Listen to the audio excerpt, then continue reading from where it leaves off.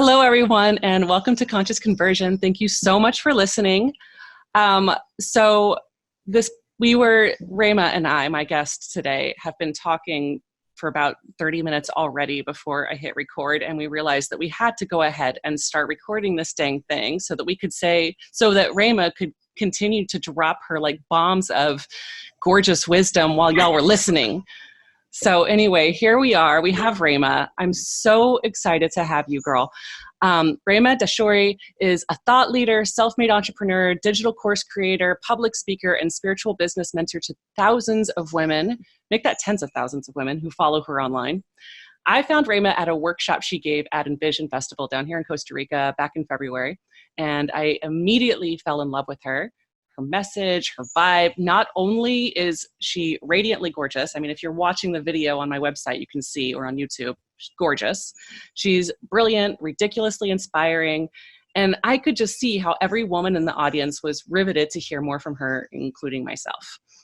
Her Instagram tagline is ayahuasca in a martini glass. So you know she's like totally my type. Rhama, you're a fucking badass, and I'm honored to have you as a guest on today's show. Thank you so much for being here. I'm really grateful. Thank you for having me. I'm really excited about this one. All my Envision peeps are always really great people to collab with, and thank you for having me. Our convo was already into it, and I was like, well, let's just press record because this is getting way too interesting. So thank you for having me, fellow Scorpio sister. Yeah, I love, and my Scorpios, right? Where are my Scorpios at? Yeah, right? Just to be clear, I'm a Taurus sun and a Scorpio moon, but that Scorpio moon is strong, y'all. Yeah. Well, anytime you have Scorpio anywhere, it's always, we've got backbone. It's true. So, yeah. What were you saying? Oh, I wanted to start by saying, well, thank you for having me. And I love your platform. I love that you're helping entrepreneurs because there's not a lot of people, or I guess spaces to go for healers and light workers to really take on the practical stuff, and also while merging it with your spiritual side. So to find another woman that was really blending spirituality, business, and money in a way and kind of letting them all be the same thing was really beautiful to see. So it made sense that we found each other and connected. But I love what you're doing because more people need that. More people need to see how the big B word of business can easily be blended in with your spirituality. So they're almost like the same thing. It's almost like you can't do one without the other because they're not actually separate, you know? Yeah, it's increasingly becoming the same thing. I mean, I feel like there's a paradigm shift happening, and I've been talking about that, like how we're creating our own economy. Largely woman dominated. We're exchanging money as energy with gratitude and appreciation. And I think for sure, and you have to do all this inner work in order to really show up authentically and resonate with people. Mm-hmm. So I completely agree. I feel like entrepreneurship and being a business owner is absolutely spiritual work. And the inner work, like, it brings you to your next steps. And that's why I feel like business has always been very easy, or at least easier than, because I've had a couple other businesses. I had a clothing line. I had an antique store. I've always been kind of a businesswoman, even from like selling lemonade as a kid. I've always loved money. I've loved business. I've loved the whole energetic space with business and giving something to someone in exchange for something else, building relationships, creating things, tapping into your creativity. And I've always loved business. But when I first decided to be a business coach, I knew that I wanted to not just be a coach to help people tap in and find their purpose, but I wanted to help people also build that platform and heal their relationship with money to then monetize on those things. And I feel like that is a really big thing in the spiritual community. We have this line with money. Yep. Because we want to serve the world and we want to help people. And we're just good humans. Then you put the M word in there, you bring money in, and then weird vibes. I know. Well, I mean, I Weird think vibes. just historically, like spiritual beings feel like they have to have this monastic life because all the examples of enlightened beings in the world in our history have been monastic, have been like super pious and, no luxury, so yeah, I completely agree. And I believe that's shifting because again, money is more than just this like, currency. It's representative of something. Yeah, it's energy. And we're starting to realize that in a world where we get to say what goes, where we get to decide and anything gets to be true for us, then you start to really decide the details. So as spiritual entrepreneurs, we're over here like, okay, well, this is my business. And if anything gets to be true for me, if I'm supported and I'm loved and it just gets to be my way and my way is the best way, what do I want to do now? And so a lot of time with my clients, I go into a decision-making process because I feel like the old way is very go general with your manifestations. And I feel like now we're coming into a time where it's really important to be specific because there's more fear around specifics. So whenever you're manifesting money, it's more of in your comfort zone. When you're manifesting $1,000 by Saturday, that's where you'll feel it. Like my clients will feel the resistance because then there's like, well, I don't know if I can do that with deadlines and dates and exact amounts. And we do this with our clients too. I would like X amount of clients in this program or I would like to make X amount off of this program. I like to really go specific because I'm tapping into a deeper part of my manifestation capabilities. And it's like, well, why not? Like, why not play around with that energy? Why not rearrange the energy in my life and play around? And let's say I don't get something. It's still a necessary step in eventually getting what I want because then you get to reflect on through a launch or running the ad or whatever it is, what part of you didn't want you to succeed? Was there a fear of success, a fear of failure? Did you ultimately not believe you could have that many people in your program? So it helps you find these lies, these subconscious beliefs within yourself to then you get to look at it and go, oh, this is a part of my business or my life that needs more faith, needs more trust, like it needs more you feel me? Yeah, no, I feel like I love it. And it's like desire is a muscle that needs to be flexed, Yes. So yes. Oh. It's if we're not exercising our muscle of desire, we're doing ourselves a disgrace in a way, like, because this is, the Bible talks about this. It's our free will. To exercise your free will is to exercise your free will to desire whatever it is that you want and go after those things. And so you'll never know what you're truly capable of until you start getting really specific. That's why dream boards are so much fun. In the same way you're exercising the specifics, like you're getting to decide, okay, where do you want to live? What color is your house? How big is it? You're driving the car. What kind of car is it? And they do this in practical books too. The 4-Hour Workweek by Tim Ferriss. He has you actually look up what kind of car, like let's say it's a Ferrari. You look up the price of the Ferrari so you can become more realistic with yourself on what is it going to take, how much money do I need to manifest in order to purchase these things that I want, a private tutor for my daughter, a private school, the plane ticket to the place or whatever. But whenever we're really specific, not just with what we want, but what's the price of that, then we're starting to play into the frequency and energy of those new things. You're becoming more realistic with it versus just saying, I'm going to have a luxurious life one day. I'm going to be a millionaire one day. Everyone that I know in the spiritual world has that on their affirmations. Like, I am a multimillionaire, right? But what does that actually mean? Like, how many of those people have looked up what that kind of lifestyle costs, what it looks like, what's the process? And I feel like the more you put yourself in the bringing those manifestations from out here to the real life, or your physical reality, we should say, is by like looking up the cost of those things. What's your plan? What's your process? And even though it ends up usually being a different way than how you expected, you're still playing into that action energy, the action energy of bringing those things into your physical experience. So I'll give this short example. My sister, both of her kids are in private school, and my sister was super low income. She did not have the money to send her kids to a Montessori school. And I rep that education. Like, I love Montessori. Anyways, I was really pushing my sister to do this. And I was like, Rebecca, just start looking at Montessori schools. Just start going around Tampa and looking, like touring the schools, asking them what it costs. And she did. And I'm over here doing mine. I'm like, maybe I just need to pay for it. I'm going to manifest my own income so I can pay for my niece and nephew to go.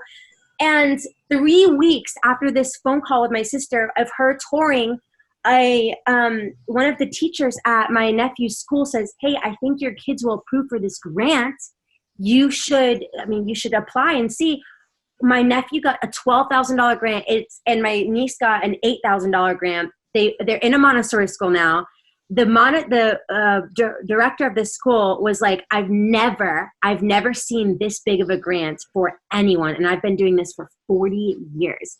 I mean, so this just goes to show, when you put yourself in the energy, you do your part, you're making it more real. You're taking it from a dream to a desire. And there's two different vibes. That's why in my posts, I don't say believe in your dreams. I say believe in your desires, because dreams are, what does our brain think whenever we think dream, right? Like, it's something that doesn't actually necessarily happen in real life. Like most of the time, like the dream that I had last night was like fucking bizarre. Like, it's a dream, right? It's almost in this airy, fairy, cloudy place. And it's, but a desire, it's got a different vibe to it, because it's something that I want. It's not this thing that's completely otherworldly. Do you feel what I'm saying? Totally. So yeah. I like to bring, I love that you said exercise the muscle of desire. Totally going to steal that. Copyright, trademark, resonate with Sarah.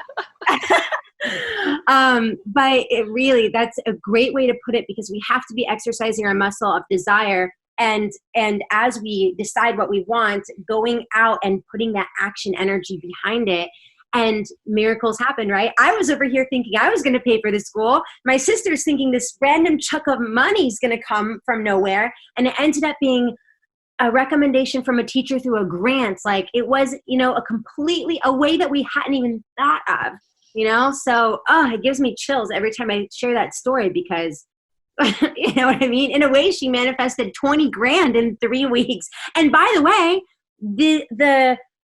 the grant rolls over. So they forever have the grant as long as they live in the state of Florida. And they're 8 and 9 years old. That is, we're talking about $20K worth of grants every single year until my niece and nephew are in college. Like, that, what a blessing. Like, what a blessing, what a manifestation to just like, my niece and nephew's lives are changed because mom made a decision and decided to go with the action energy. You feel me? So totally. It's like, and just to toot your horn, your sister made a decision because you inspired her to go check out those schools, which is just awesome. I'm just saying, like, plug for Rhama here and your inspiring energy. Well, yeah, we're here to be happy and live our best lives. And the post that I made today, and I get scared saying, I get frightened sometimes with some of my affirmations, because I know what it looks like, and I know it's going to piss people off. But today I was like, say it with me. I get my way, like how many times, like, if think about it, here's Rhama on Instagram, and I'm like, I like getting my way, and I choose to get my way. And when people hear and see that, they're just like, it kind of throws them off, because that resentment is just a part of them, a part of themselves that they have not allowed, right? That's one reason, one of many reasons why when I saw you, I was just walking by the way, I didn't schedule myself for any workshop at Envision Festival. I was just sort of like, going with the flow. And I came across your stage and heard you talking, and I was like, who's this? So I sat down, and you were just like espousing this stuff like, it's okay to be selfish. We need to redefine that. You are a fucking queen. And I'm just like, yes, thank you. It's true. Ever since I've discovered that about myself, my life has been magical. I am a fucking queen. fucked up words with it. It's like there's nothing wrong with being selfish. We should be full of ourselves because, you know, you're the only one. At the end of the day, you really only have you. You know, everyone in your life eventually grows up. They go their own way. They do their own thing. Even your spouse eventually is going to pass away. And, you know, I watched my grandmother go through this. She was so depressed after my grandfather left. And I mean, she was married to him for 60 years, but there was something that I couldn't teach my grandmother at her age that I decided that I was going to teach myself, that regardless of the people, my loved ones that may leave this planet before me or whatever, like I have to learn how to make myself happy. I have to learn how to be my number one fan, my number one support system, because that's my job. I mean, that's my job as a human, is to be selfish and to give myself what I want, because at the end of the day, nobody's going to do it for me. And people may do it for you for a little while, but eventually that burns out, or it dies off, you know? This segues to one thing that you were saying before we hit record. By the way, I haven't asked a single question on my list, y'all. This is awesome. Not a single one.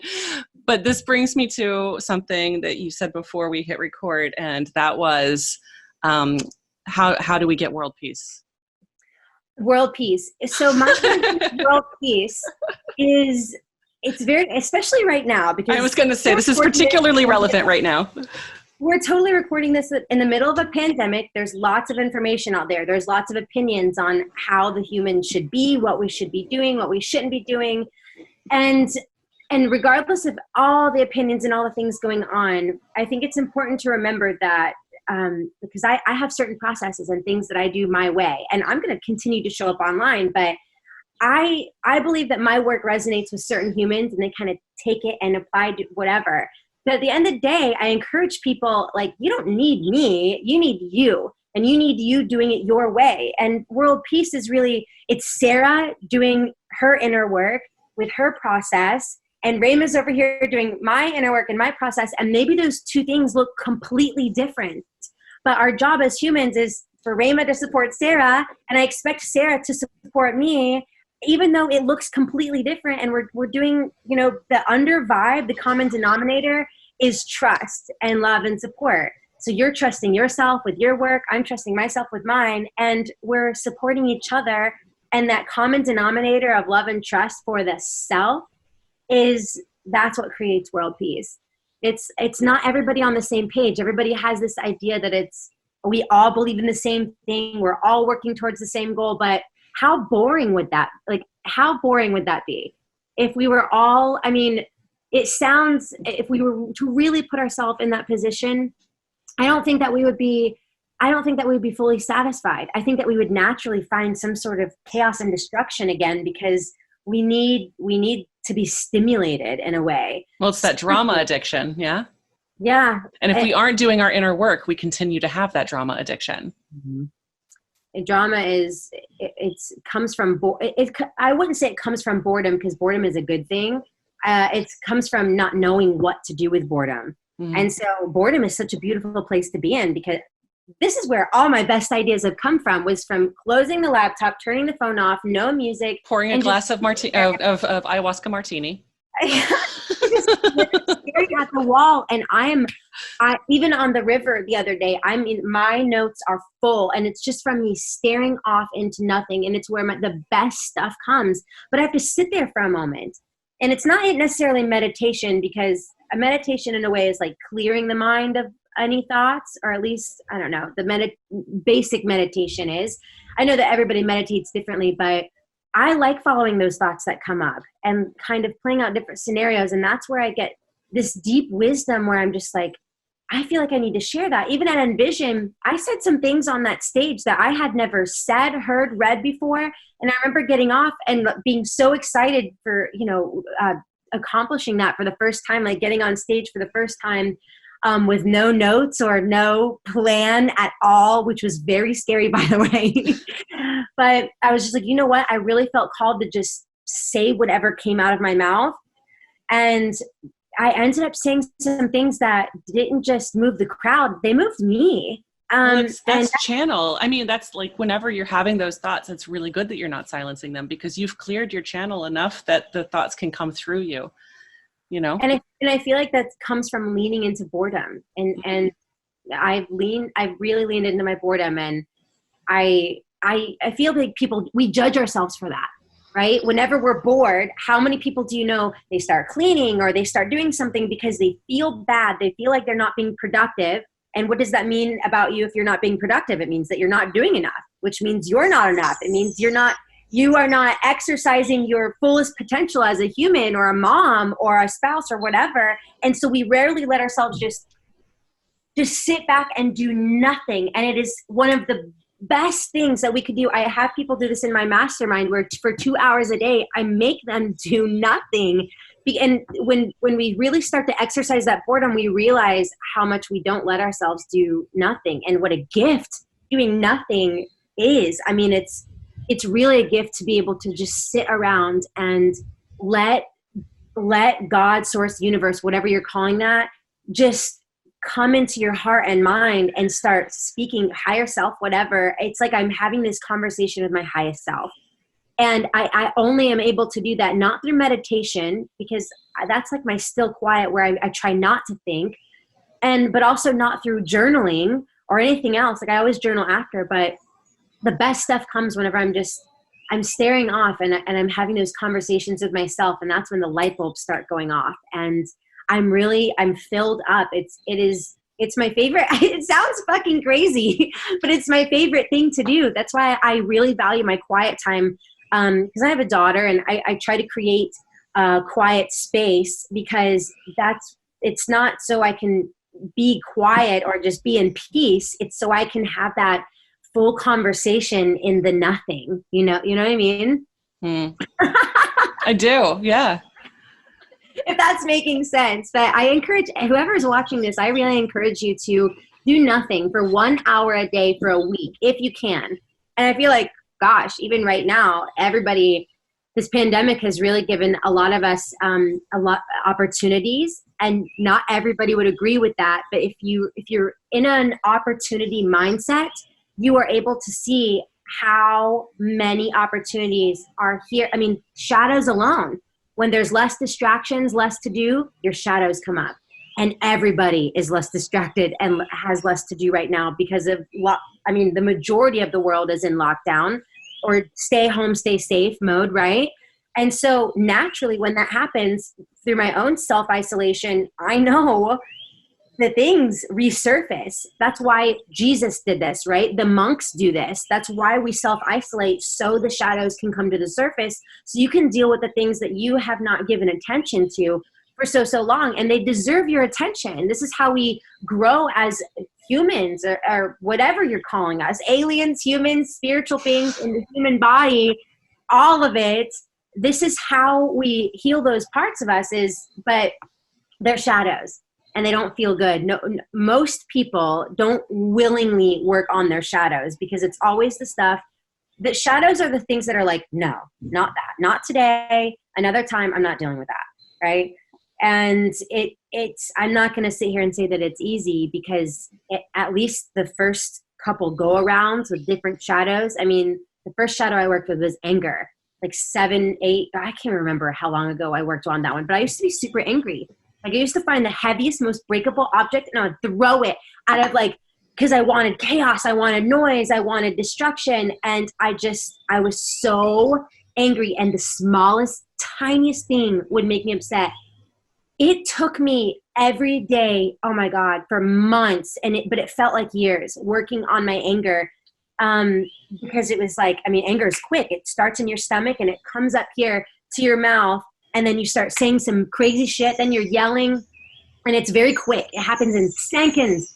So to catch that anger and eventually catch it here, like when it's in your mouth, you just, right? And then you catch it in your throat, and then you catch it in your belly, and then eventually you catch it before you feel anything at all. But that whole process took a lot of work and dedication. And that's what I mean when I say shadows, right? Or let's say it's resentment or jealousy. Judgment is a huge shadow. We all want to judge, right? And so you catch yourself, and at first it's 100 times a day. You're catching yourself trying to focus on this shadow.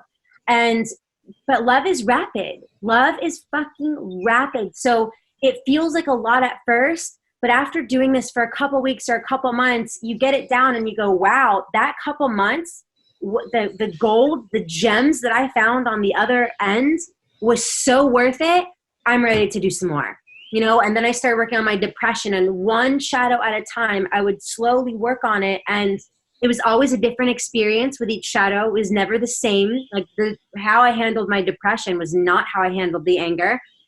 Two completely different approaches, but it was still the willingness to be like, all right, let's do this, So I feel like lots of us are experiencing these shadows, and it's such an opportunity, this pandemic, because it's giving us all the opportunity to look at our shadows, to play into the nothing, to lean into our boredom, let inspiration come, let ideas come, just to lean into our fears, to trust our fears, trust the pandemic. I mean, it's one of the greatest opportunities we've had. And I agree that this is a great awakening, a great purification, whatever we're calling this.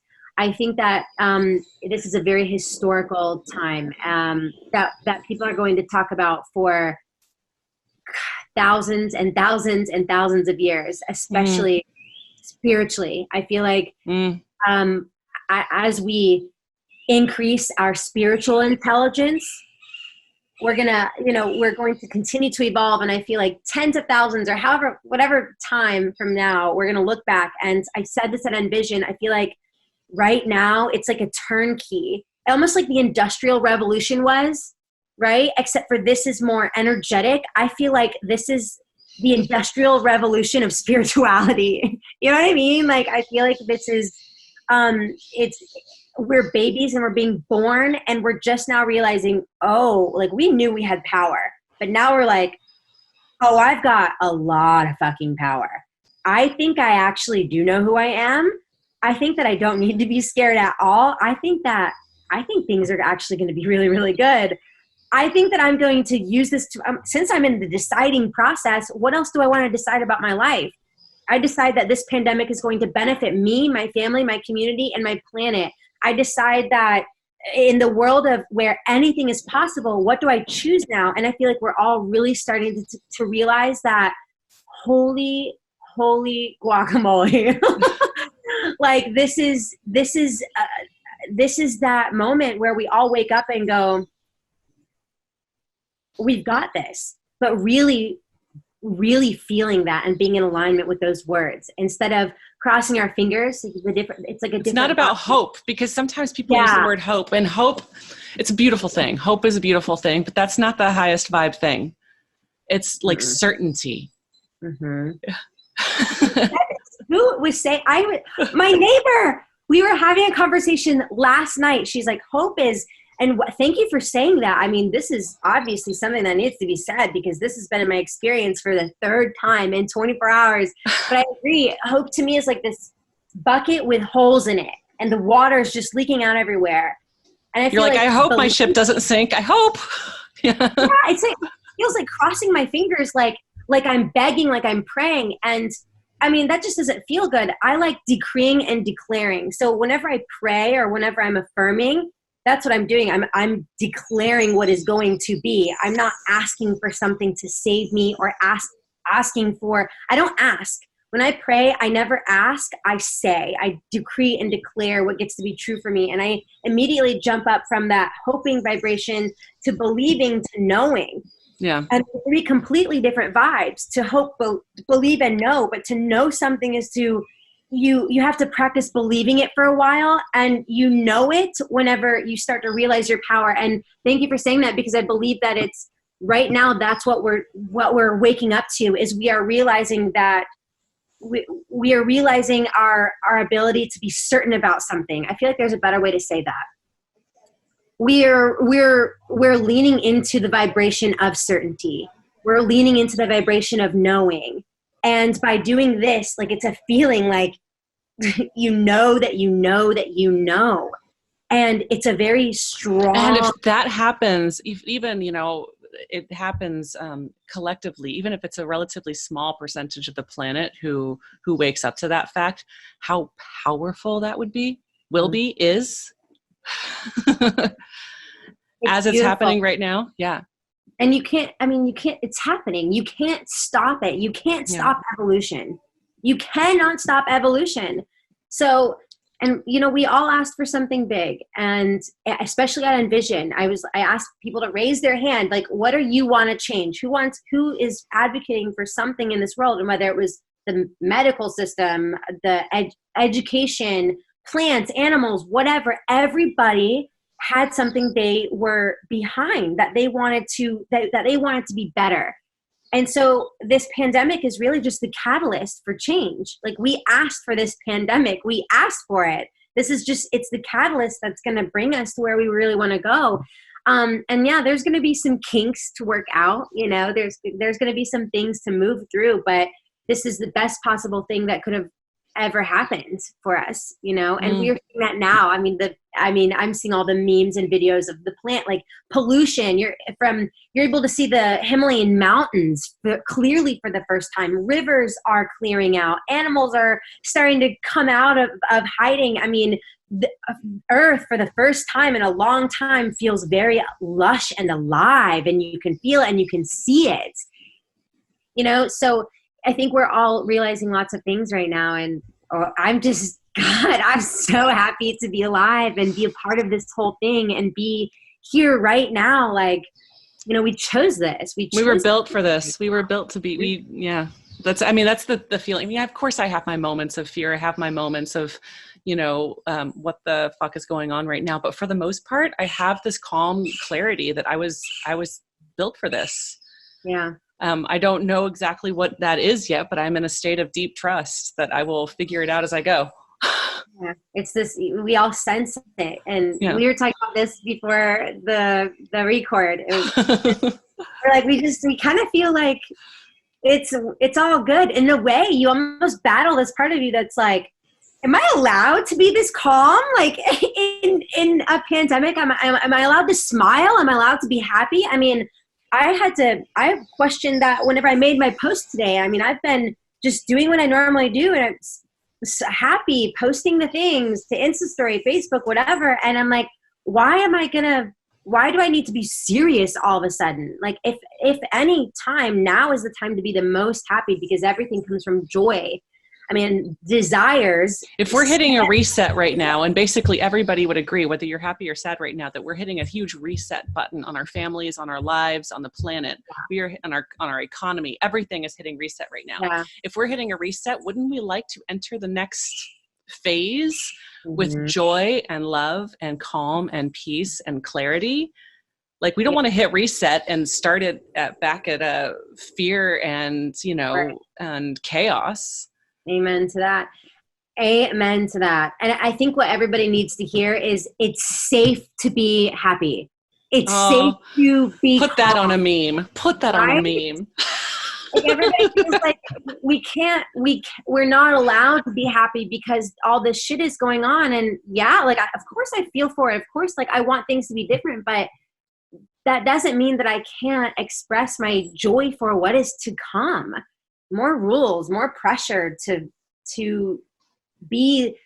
shrink, right? That's the old way. The old way was to shrink, to get smaller, to let my external reality tell me what I can and can't do. And I'm just not going to do that. If now, more than ever, it's time to get fucking louder. It's time to get louder. It's time to give me the megaphone, the mic, the stage.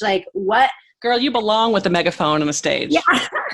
It's the more I see all this crazy shit online, it almost makes me feel like, oh, I need to be posting more. I need to be getting louder. I need to do more videos, more happy, because it gives me permission to get louder, because I'm like, oh, there are humans that don't know. They don't know that they get to be happy now. They don't know that this gets to be good for them, that this gets to be in their favor, in their benefit. So that means that the Sarahs and the Rhamas in the world, it just means that we're stepping it up. We're stepping up our game.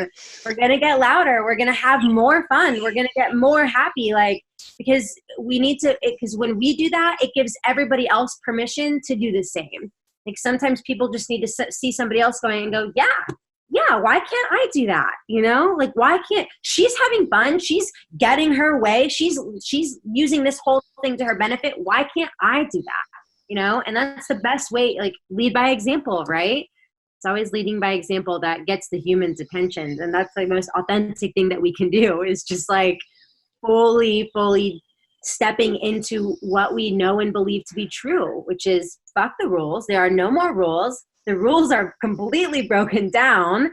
And showing up online the way that we want to show up, and saying the things that we want to say, and having the conversations we want to have. And it's like, before we pressed record, I was saying, oh, I don't know whether this was on record or not, but I said, you know, I get my way. Say it with me. Humans, I get my way. And before I posted that, there was this part of me that was like, are you allowed to say that, Rhama? Like, isn't that going to piss people off? Like, especially right now, shouldn't you be saying something more caring, more serious, more directed towards the pandemic and people's fears? And I'm like, I'm not here to cater to fear.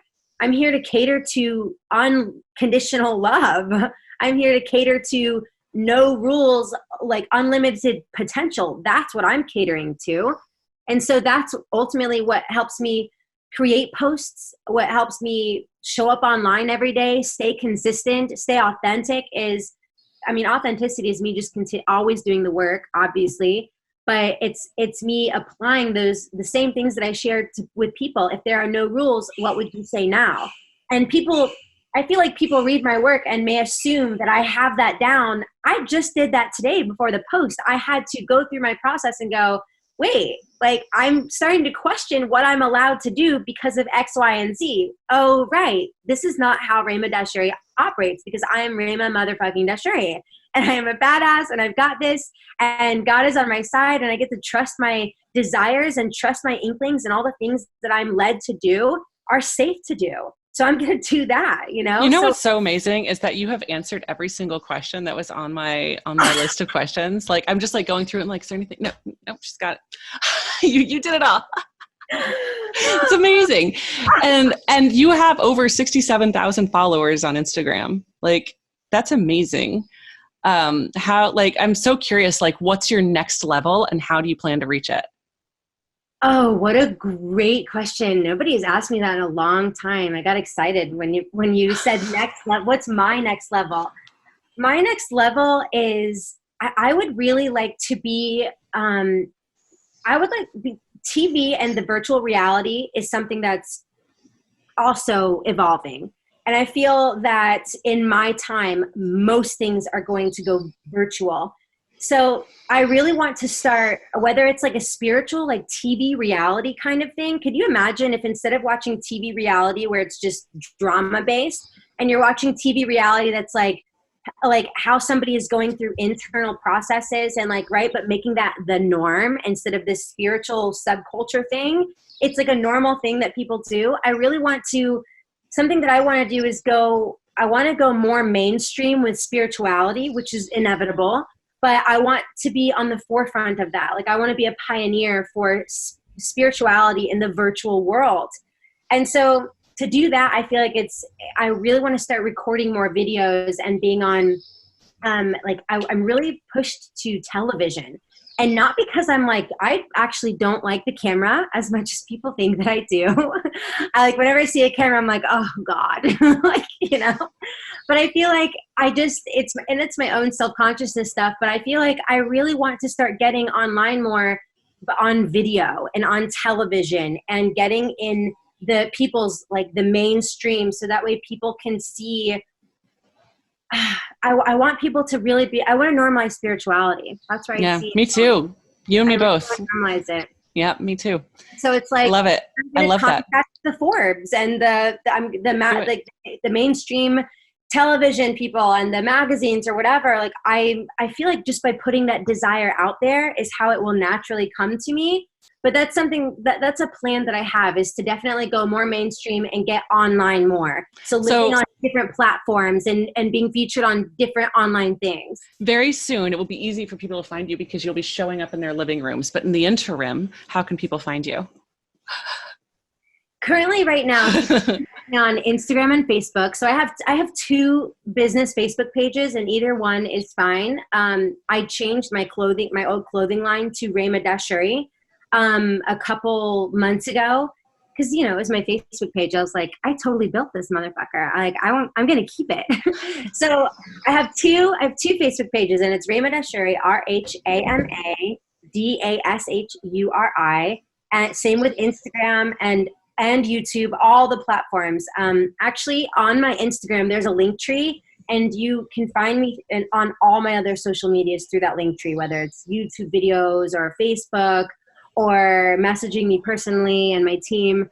So yeah, that's where everyone can find me right now. And I'm really excited to work with more humans. So if there's anybody watching that would like to collaborate or listening, yeah, and really progress this movement and really get spirituality in the mainstream, let's do this together, right? There's like teamwork is definitely a theme for 2020 and the upcoming years.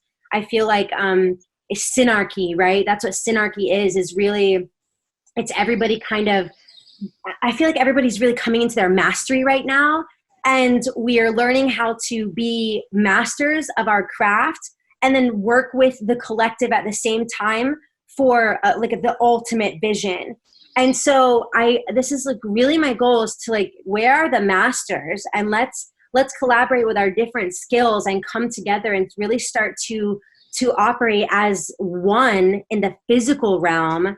Because we've already really been doing that energetically. I mean, gosh, for a while now, there's been this vibe of we are all one, right?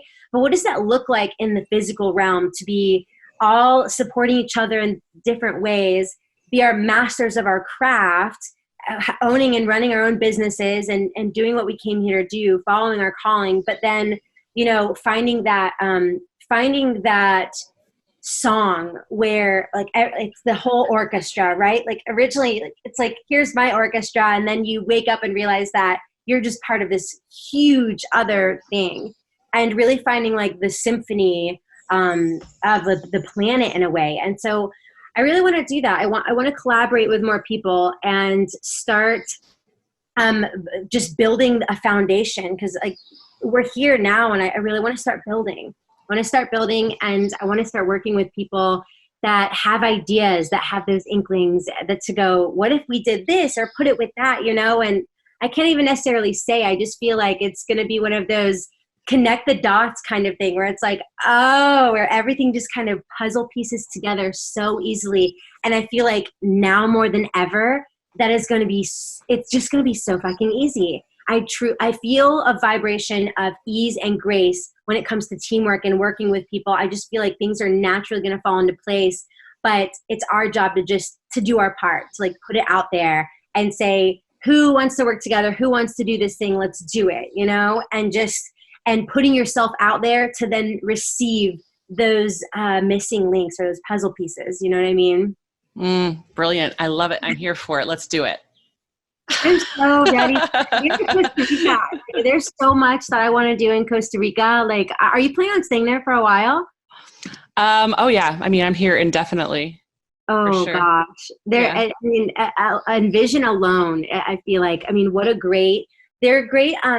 That whole project, like what an amazing, something to like really look up to, because even at Envision, I was saying, you know, we were talking about money, and I was like, guys, you have to desire money. I was like, poor people didn't build Envision, you know? And like, so to be able to like really focus on our vibration with money and becoming abundant individually and create something like Envision, but like on a planetary, like in a planetary scale. Is that like a thing? Is that a word? You feel what I'm saying? So Envision. No, I feel what you're saying so much that I'm like, we have to say goodbye to our dear audience, because I have ideas. We should talk about them. I will share them with the greater public later. Okay. Well, thanks everyone for listening and watching. I had so much fun with you, Sarah. We could do this for hours. We really could. No, we will. Come on and do this again. It'll be in person soon enough once we have these borders open. Sure.